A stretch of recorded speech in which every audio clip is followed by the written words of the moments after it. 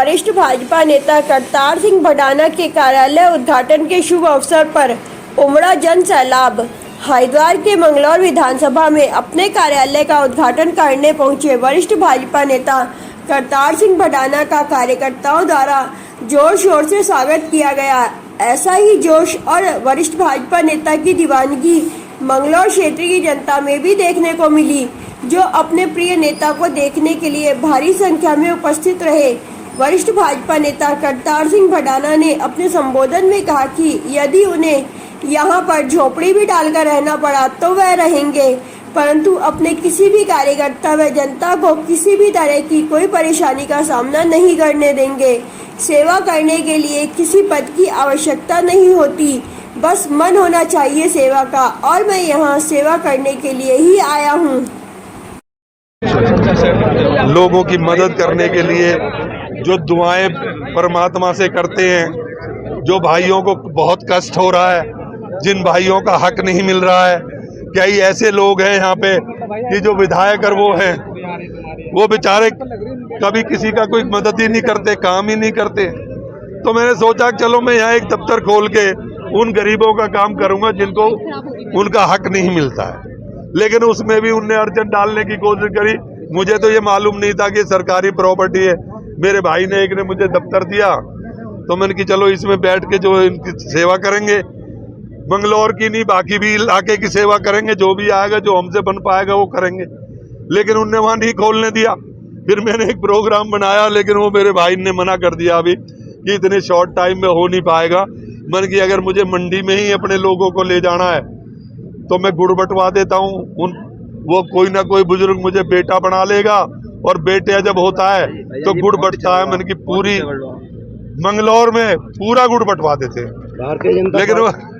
Bharatiya Janata party से ticket होगा तभी चुनाव लड़ेंगे या निर्दलीय भी लड़ेंगे अगर टिकट नहीं? देखिए ऐसा है, मैं कोई निर्दलीय चुनाव नहीं लड़ने वाला, मैं सेवा करने आया हूँ। मैं पहले भी खुद कैबिनेट की मिनिस्ट्री से मैंने इस्तीफा दिया हुआ है। मैं कोई विधायकी का मंत्री का इनका बिल्कुल भूखा नहीं हूँ।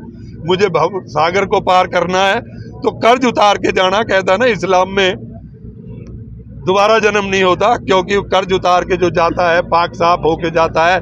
जिस पर कोई कर्ज नहीं रह जाता है वो दुनिया में दोबारा नहीं आता है। तो मैं उस लाइन पे हूँ।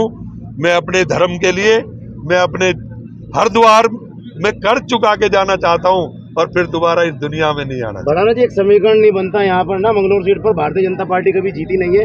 समीकरण ये नहीं बनता कि अगर प्रत्याशी गुज्जर बिरादरी से हो तो जाट सहयोग नहीं करते और जाट बिरादरी से देखिए मेरी ये समीकरण बना ली जाए। देखिए ऐसा है, मेरी कोई जात नहीं है।